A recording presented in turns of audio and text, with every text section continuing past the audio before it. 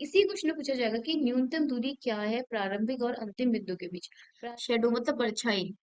इस तरह क्वेश्चन बन जाते हैं कि आपको पूछ लिया किसी व्यक्ति का मुंह इस तरफ है तो उसकी परछाई किस दिशा में बनेगी, इस तरह क्वेश्चन बनते हैं। अब हम इसकी रोटेशन की बात कर रहे थे। अगर नॉर्थ का यहाँ से एंगल्स आपको बहुत अच्छे से ध्यान रखना है। ये बोला था 45 डिग्री होगा। ठीक है, ये लेफ्ट ये राइट, ये राइट आ गया तो यहाँ पे कहाँ से शुरू होगा, लेफ्ट, और ये होगा राइट। फिर लेफ्ट राइट आ गया। हेलो एवरीवन, कैसे हैं आप सभी लोग। होप आप लोगों की प्रिपरेशन काफी अच्छी चल रही होगी और आप लगातार प्रैक्टिस कर रहे होंगे। आज का जो टॉपिक है दैट इज डायरेक्शन। इसे डायरेक्शन बोलो या फिर डायरेक्शन एंड डिस्टेंस समझ लो, क्योंकि इसमें हम दूरी को भी साथ में लेके चलते हैं। ठीक है, तो ये टॉपिक है डायरेक्शन। तो स्टार्ट करते हैं डायरेक्शन। ठीक है, यानी कि दिशाएं। तो सबसे पहले डायरेक्शन में हमको पता है जो हमारी जो मेन दिशाएं होती है, सबको पता है, north, south, east and west. सबसे पहले जो डायरेक्शन का कंसेप्ट दिमाग में आता है तो उसमें सबसे पहले चीज क्या याद आती है आपको। कोई भी चीज अगर आपको डायरेक्शन कहते हैं, हमेशा दिमाग में क्या आता है, सनराइज। सनराइज मतलब ईस्ट। हमेशा कंसेप्ट यहीं से शुरू होता है। ठीक है, तो आपको पता है कि सनराइज है, मतलब आपका जो सूर्योदय हो रहा है वो कहाँ से होता है, पूर्व से होता है। देखो गया सनराइज पूर्व से होता है। इसका जो पीछे होता है, इसका जो बैक साइड, उसको हम क्या ले लेंगे, पश्चिम दिशा। पूर्व, पूर्व को हम पूर्व के रिस्पेक्ट में सारी दिशाओं को क्या करेंगे, कैलकुलेट करेंगे। पूर्व के लेफ्ट में यानी कि उसके लेफ्ट में हमेशा क्या लिया जाएगा, नॉर्थ लिया जाएगा। और पूर्व पूर्व के राइट में क्या लिया जाएगा, हमेशा क्या लिया जाएगा, साउथ लिया जाएगा। इस तरीके से ये चार जो मेन डायरेक्शन होती है इनको हम दिखाते हैं। अब सपोज ये आपको डायरेक्शन का हमने इस तरीके से दिखाएंगे। ठीक है, ये दो परपेंडिकुलर या चार परपेंडिकुलर दिशाएं इस तरीके से दिखाई जाएंगी। तो फर्स्ट ये क्या हो गया, इधर अगर आपका ईस्ट होता है तो इसके पीछे क्या हो जाएगा आपका वेस्ट, यानी कि पश्चिम दिशा ये हो गई। ठीक है, आप इसके, ये हो गया आपका पूर्व, यहाँ पर हो गया पश्चिम। ये देखो, अगर ये ईस्ट है, ठीक है, अगर आपका मुंह ईस्ट की तरफ है, यहाँ से सनराइज हो रहा है, इसका बाएं साइड ये होगा। तो इस दिशा को क्या बोलते हैं, यहाँ पे कर लेते हैं उत्तर दिशा। अब नॉर्थ की जो बैक साइड होता है, या फिर आप ईस्ट की राइट साइड बोल सकते हो, उसे ले लेंगे हम साउथ, यानी कि दक्षिण दिशा। ठीक हो गया। तो हमारी जो मेन डायरेक्शंस होती है वो क्या होती है, चार होती हैं, east west north and south. तो यहाँ पे जो मेन डायरेक्शंस है इनकी, ये चारों हैं, इनके बीच का जो एंगल होता है ना, हमेशा क्या होता है, 90 डिग्री होता है। ठीक है, दो डायरेक्शन के बीच का जो एंगल होगा दैट इज 90 डिग्री ऑलवेज। देखो, नॉर्थ और ईस्ट के बीच का 90 डिग्री, ईस्ट और साउथ के बीच का ये भी 90 होगा, ये भी 90 और ये भी 90। अब यहाँ पे एक चीज और है, जो अपोजिट डायरेक्शन है, अपोजिट डायरेक्शन कैसे बोलेंगे, ईस्ट का opposite is west and north का अपोजिट इज साउथ। तो इन जो अपोजिट डायरेक्शंस है ना, उनके बीच का जो एंगल होता है वो 180 डिग्री बनता है। यहाँ पर 90 है, ये भी 90 है। देखो, नॉर्थ का यहाँ साउथ से इतना, ये नॉर्थ है और ये साउथ है। ठीक है, इनके जो बीच का एंगल होगा 180 डिग्री होगा। ऐसे ईस्ट और वेस्ट के बीच का जो एंगल होगा दैट इज 180 डिग्री। तो यहाँ पर आपको दो चीजें ध्यान रखनी है। अगर आप मेन डायरेक्शन की बात कर रहे हो तो दो मेन डायरेक्शंस के बीच में हमेशा 90 डिग्री का एंगल बनेगा। ठीक है, जो एक साथ, दो मेन डायरेक्शन मतलब इस तरीके से जो एक के बाद एक होती है। ठीक है, लगातार जो दो मेन डायरेक्शन है उनके बाद, ये नहीं कि ईस्ट और वेस्ट का, ये नहीं बोल। दो अपोजिट मेन डायरेक्शंस के बीच का जो, दो अपोजिट डायरेक्शंस के बीच का जो एंगल बनेगा वो हमेशा 180 डिग्री बनेगा। ये आपको ध्यान रखना है।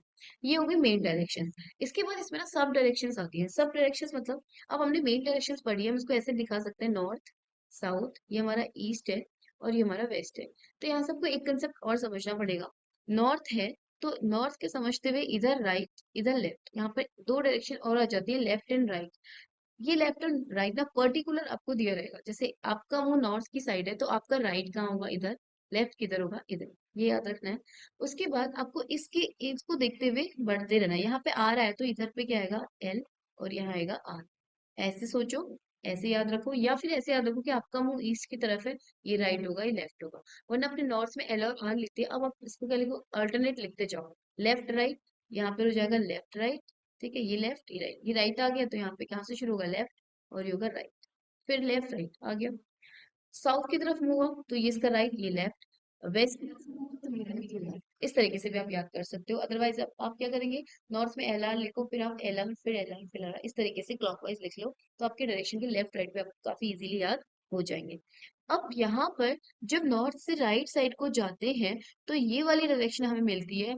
ठीक है, इस डायरेक्शन को हम बोलते हैं नॉर्थ ईस्ट। क्या बोलते हैं, नॉर्थ ईस्ट। अच्छा, नॉर्थ मतलब उत्तर, और ये क्या हो गया, पूर्व। तो इसे क्या बोलते हैं, उत्तर पूर्व दिशा बोलते हैं। ठीक है, नॉर्थ और ईस्ट के बीच को। यहाँ से ईस्ट से राइट को जाते हैं तो हम साउथ की तरफ जाते हैं, लेकिन ईस्ट और साउथ के जो बीच का जो हिस्सा है उसको क्या होगा, साउथ ईस्ट है। ठीक है, इसे क्या बोलते हैं, साउथ ईस्ट। ये क्या होता है, दक्षिण पूर्व दिशा। ऐसे ही वेस्ट और साउथ के बीच में जो बोलते हैं उसे बोलते हैं साउथ वेस्ट। साउथ वेस्ट आप बोल सकते हो दक्षिण पश्चिम दिशा, दक्षिण पश्चिम हो गया।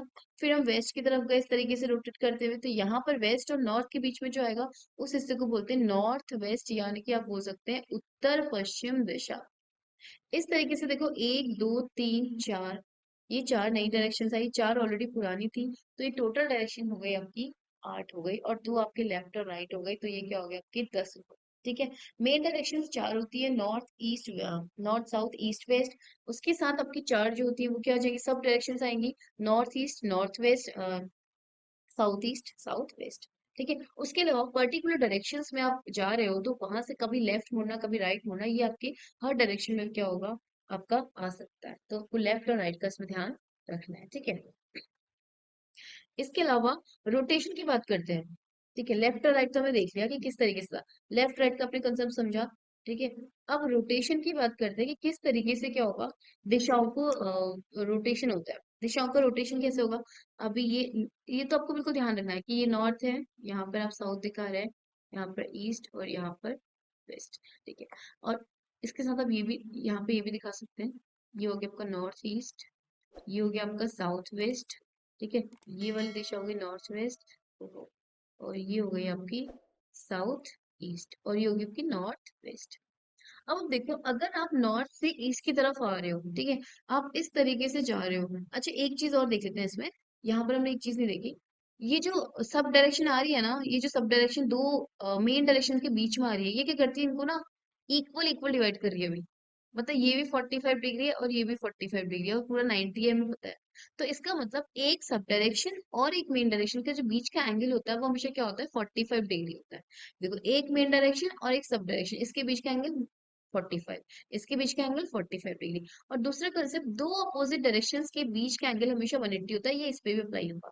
देखो, नॉर्थ वेस्ट का जो opposite that is south east, तो ये क्या हो गया, 180 डिग्री बनेगा। ऐसे यहाँ पे साउथ वेस्ट और नॉर्थ ईस्ट, ये भी क्या होगा, 180 बनेगा। ठीक है, तो ऐसे भी आपको याद रखना है। अब हम इसकी रोटेशन की बात कर रहे थे, अगर नॉर्थ का यहाँ से एंगल्स आपको बहुत अच्छे से ध्यान रखना है, ये बोला था 45 डिग्री होगा। अगर ये इस तरीके से घूम रहा है, इस तरीके से मतलब दक्षिणाव्रत बोलेंगे इसको, क्या बोलते हैं, दक्षिणाव्रत रोटेशन। अच्छा, आपको दाया दाया भी बोल सकते हैं, ठीक है, दक्षिणावर्त होता है ये। दक्षिणावर्त घूर्णन बोलो या रोटेशन बोलो, इसको आप बोल सकते हो दाई ओर भी बोल सकते हो। ठीक है, दाई ओर। इस दाईं ओर का अगर आपको समझ में नहीं आता ना, तो आपको ना घड़ी क्लॉक हमारी कैसे घूमती है, इस तरीके से, ठीक है, 12 से 1 को इस तरीके से घूमती रहती है, यानी कि क्लॉक वाइज डायरेक्शन बोलते हैं इसको, क्लॉक वाइज डायरेक्शन। और बाई तरफ को आप याद रखो तो घड़ी के विपरीत दिशा बोल सकते हो, बाई दिशा या बाई ओर, सॉरी। तो वो क्या होगा, इधर को इस तरीके से मुड़ेगा जब, तो उसे बोलते हैं बाई दिशा की ओर, या फिर एंटी क्लॉक वाइज आप याद रख सकते हो। ठीक है, anti clock wise rotation, anti clock wise rotation को आप याद रख सकते हो, वो घड़ी की विपरीत दिशा में कोई दिशा का रोटेशन हो रहा है। ठीक। तो यहाँ पर अगर नॉर्थ बोल दिया जाए कि नॉर्थ आपको नॉर्थ ईस्ट में आ गया है, या आपको बोल दिया जाए कि नॉर्थ ईस्ट अगर नॉर्थ हो जाए, ऐसे क्वेश्चन आता है, इसका मतलब नॉर्थ ईस्ट अगर, ये नॉर्थ ईस्ट अगर नॉर्थ हो जाएगा, तो इसका मतलब नॉर्थ यहाँ पे आया होगा, अगर नॉर्थ यहाँ आया होगा, तो इट मीन इसने क्लॉकवाइज रोटेशन हुआ है कितना, 45 डिग्री। ठीक है, अगर इसको इसी नॉर्थ को ईस्ट पे पहुंचा दो तो फिर क्या होगा, इसका मतलब ये कितना हुआ है, 90 डिग्री रोटेट हुआ होगा, क्योंकि 45 45 90, फिर ये भी 45 है। अब 45 45 45 तीन 45 हो गई, आप बोल सकते हो 90 + 45। अगर नॉर्थ जो है किसमें आ जाए, साउथ ईस्ट हो जाए, अगर सॉरी, अगर साउथ ईस्ट क्या हो जाए, नॉर्थ हो जाए, ऐसा आ जाए क्वेश्चन में कि साउथ ईस्ट ना नॉर्थ हो जाए, तो इसने कितना रोटेट किया है, इसका मतलब रोटेशन कितना हुआ है। तो नॉर्थ साउथ ईस्ट में नॉर्थ तब होगा, साउथ ईस्ट नॉर्थ से तब होगा जब नॉर्थ यहाँ पे आया होगा, और नॉर्थ वाली डायरेक्शन यहाँ पे तब आएगी जब नॉर्थ ने इतना रोटेट किया होगा क्लॉकवाइज।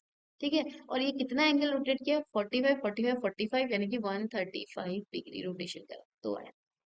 ऐसे एंटी क्लॉकवाइज में भी आप कर सकते हो। ठीक है, अगर इधर को रोटेट कर सकते हो, आपको बोलते हैं नॉर्थ जो है वो वेस्ट हो गया।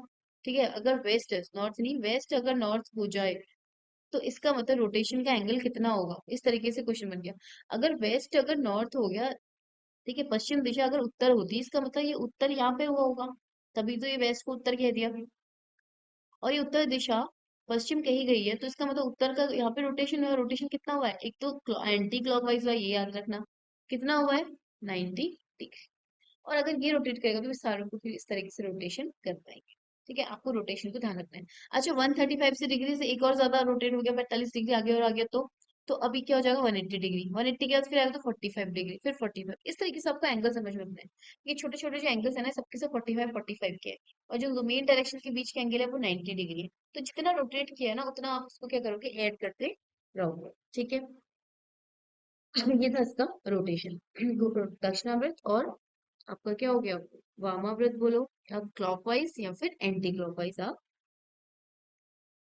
उसके बाद यहाँ पर ना एक डिस्टेंस आती है। डिस्टेंस आपके क्वेश्चंस में निकालने को आता है, जो कि काफी इंपॉर्टेंट है। उससे पहले एक चीज और ध्यान रखेंगे, कभी कभी इस तरह क्वेश्चन बन जाते हैं यहाँ पर शेडो वाले क्वेश्चन बन जाते हैं। ठीक है, शेडो मतलब परछाई। इस तरह क्वेश्चन बन जाते हैं कि अ, आपको पूछ लिया किसी व्यक्ति का मुंह इस तरफ है तो उसकी परछाई किस दिशा में बनेगी, इस तरह क्वेश्चन बनते हैं। तो शेडो का कॉन्सेप्ट समझने के लिए ना आपको दो तीन चीजें बस ध्यान रखनी है। क्या रखनी है, अगर किसी यहाँ पे शेडो ना दो दो चीजों में डिफाइन होगा। फर्स्ट तो तब डिफाइन होगा जब at the time of sunrise, मतलब जब सूर्य क्या होता है, उगता है, उस टाइम पे, at the time of sunrise, ये सुबह की बात कर रहा है। ठीक है, उसके बाद दूसरा दूसरा यहाँ पे ध्यान रखना है कि टाइम ऑफ सनसेट, सनसेट के टाइम पे जो होता है, इसका कंसेप्ट याद रखना है। तो जब भी सनराइज होगा, ठीक है, चाहे व्यक्ति का हो कहीं को भी हो, उसकी जो सूर्योदय के समय किसी भी व्यक्ति या वस्तु की जो परछाई होगी ना, हमेशा कहाँ पे बनेगी, पश्चिम की बनेगी। At the time of sunrise जो शेडो होगा ना, वो कहाँ को बनेगा, हमेशा पश्चिम को बनेगा। ठीक है, एट टाइम ऑफ सनसेट उसका जो परछाई बनती है ना, वो हमेशा कहाँ पे बनती है, पूर्व की ओर बनती है। सूर्यास्त के समय किसी भी व्यक्ति या वस्तु की जो परछाई होगी, हमेशा कहाँ पे बनेगी, पूर्व की ओर बनेगी। ये आपको ध्यान रखना है। कि वहां पे एक कंसेप्ट आपको ध्यान रखना है कि जब दिन के 12 बजते हैं, ठीक है, जब दिन के दोपहर 12, मतलब नून टाइम, दोपहर जो 12 बजे होता है, उसमें किसी भी परछाई का निर्माण नहीं होता है। यहाँ पे आप लिख सकते हो नो फॉर्मेशन ऑफ शेडो या नो शेडो फॉर्मेशन। तो ये आपको ध्यान रखना है। ठीक है, शेडो के क्वेश्चन अगर आते हैं तो आपको ये ध्यान रखना है। इसके बाद हम डिस्टेंस वाला कॉन्सेप्ट देखेंगे। डिस्टेंस वाले में यहाँ पे जो सबसे इंपॉर्टेंट है डायरेक्शन के क्वेश्चन में, वो डिस्टेंस वाले क्वेश्चन ही बनते हैं ज्यादातर। तो डिस्टेंस यहाँ पे ना दो तरीके से होगी। कैसे होगी, देखिए, अगर यहाँ पर आपको डिस्टेंस के क्वेश्चंस आते हैं तो कैसे करेंगे उन्हें। तो यहाँ पर दूरी को दो टाइप की दूरी, एक तो होगी कुल दूरी। कुल दूरी मतलब क्या होता है, मैं घर से स्कूल गई, स्कूल से घर वापस आई, मैंने कुल दूरी कितनी तय करी। और तो घर से स्कूल की दूरी प्लस स्कूल से घर की दूरी मैंने दो बार जोड़ लिया, तो वो हो गया कुल दूरी, मैं कितना चली हूँ। ठीक है, और यहाँ पर हो गया न्यूनतम दूरी। न्यूनतम दूरी घर से स्कूल कितना दूर है, बस मुझे वो देखना है कि कितना दूर है, सबसे जो स्मॉलेस्ट डिस्टेंस है वो कितनी है। सपोज घर से स्कूल जो है वो 5 मिनट की डिस्टेंस है, तो न्यूनतम दूरी क्या होगा, हमारा 5 मिनट ही होगा। ठीक है, अब इसको एग्जाम्पल से समझते हैं कुल दूरी को। तो वो यहाँ पर एक पॉइंट है और बोला कि ये जो व्यक्ति है ना, ए से गया बी की तरफ, ठीक है, और यहाँ से लेफ्ट मुड़ गया और पहुंच गया पॉइंट सी में। जो वो ए से बी पहुंचा, तो उसका जो डिस्टेंस था, ठीक है, वो था 12, अब 12 मीटर बोल दो, वह 12 किलोमीटर बोल देते हैं, 12 किलोमीटर की डिस्टेंस उसने ट्रेवल करी। बी से सी जाने में उसने क्या करा, 5 किलोमीटर की डिस्टेंस और तय कर ली। ठीक हो गया। अब पूछा कि इस व्यक्ति ने कुल कितनी दूरी तय करी। वो उसने ए से चलना शुरू किया, बी पे पहुंचा, बी पर वो लेफ्ट मुड़ गया और सी तक गया। उसने कुल कितनी दूरी तय करी, तो यहाँ पे जो कुल दूरी हो जाएगी दैट इज ए बी वो चला है और फिर बी सी भी वो चला है। तो A B plus B C that is 12 + 5, इसका मतलब 17 किलोमीटर की दूरी उसने तय कर ली है। इसी क्वेश्चन में पूछा जाएगा कि न्यूनतम दूरी क्या है प्रारंभिक और अंतिम बिंदु के बीच। प्रारंभिक बिंदु था ए और अंतिम बिंदु था सी, तो हम क्या करेंगे न्यूनतम दूरी के लिए, इनको मिला लेंगे। न्यूनतम दूरी मतलब ए और सी, मतलब ए से सी तक पहुंचना है। आप ए से गए बी में, बी से गए सी में, तो आपने सी तक पहुंच गए। लेकिन जो न्यूनतम डिस्टेंस है वो क्या है, ए से सी में स्ट्रेट जो लाइन होती है, ये क्या हो गया एसी। इस एसी को क्या बोलेंगे, न्यूनतम दूरी। अब न्यूनतम दूरी निकालने के लिए यहाँ पर हम क्या करेंगे, देखो ये कैसा ट्रायंगल बन रहा है, राइट एंगल ट्रायंगल या फिर समकोण त्रिभुज बन रहा है। समकोण त्रिभुज, न्यूनतम दूरी का कॉन्सेप्ट जो होगा वो समकोण त्रिभुज के लिए ही होगा, ठीक है। इसको सॉल्व तभी करेंगे जब यहाँ पे समकोण त्रिभुज बन रहा होगा।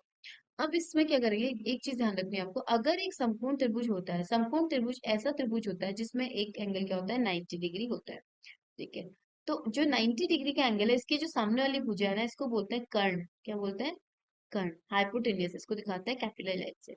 और यहाँ पर जो दोनों भुजाएं बच गई हैं, इनमें से एक होता है आधार, इसको बोल सकते हो आप बेस, और जो दूसरा होता है इसको बोलते हैं परपेंडिकुलर या फिर लंब आप बोल सकते हो। तो एक पाइथागोरस प्रमेय होता है, उसके अकॉर्डिंग क्या होता है, जो कर्ण का स्क्वायर है यानी कि एच का स्क्वायर है, that is equal to base का स्क्वायर प्लस परपेंडिकुलर का स्क्वायर। बेस मतलब आधार का स्क्वायर प्लस परपेंडिकुलर मतलब लंब का स्क्वायर, ये होता है, ठीक है। इसका यूज करेंगे हम किसमें, न्यूनतम दूरी निकालने में। और हमेशा देखिए यही नहीं दिया इसमें, तो अभी ये नहीं दिया है, जरूर नहीं कि हमेशा न्यूनतम दूरी यही हो, कभी कुछ और हो सकती है, तो हमें इस फॉर्मूले को आगे पीछे करके अप्लाई इसको करना पड़ेगा। बस आपको ध्यान रखना है, समकोण त्रिभुज जो 90 डिग्री होता है ना, उसके सामने वाली भुजा होती है उसे कर्ण बोलते हैं, तो उसका स्क्वायर बराबर बची हुई भुजाओं का स्क्वायर का सम होता है, ठीक है। तो यहाँ पर जब AC निकालेंगे तो हम क्या करेंगे, AC का स्क्वायर, AC का स्क्वायर क्यों किया, क्योंकि हमारा फॉर्मूला बोलता है कर्ण का स्क्वायर, ये भी कर्ण है, ये 90 डिग्री है ना, इसके सामने वाला कर्ण, कर्ण का स्क्वायर बराबर दोनों भुजाओं का स्क्वायर, उनको फिर कर देना है जोड़। तो 25 प्लस 144, और ये जुड़ गया 169। AC का स्क्वायर 169 होता है, AC बराबर होता है वर्गमूल ऑफ 169। वर्गमूल मतलब क्या होता है, कौन सी संख्या को दो बार गुणा करें कि हमें 169 मिलेगी, तो AC कितना हो जाएगा आपका, 13 किलोमीटर। इसका मतलब न्यूनतम दूरी कितनी थी, 13 किलोमीटर। इस तरीके से हमने क्या करना है, अपने क्वेश्चंस को करना है, ठीक है। ठीक है, तो मिलते हैं आपको नेक्स्ट क्लास में, तब तक आप प्रैक्टिस करते रहिए। Thank you.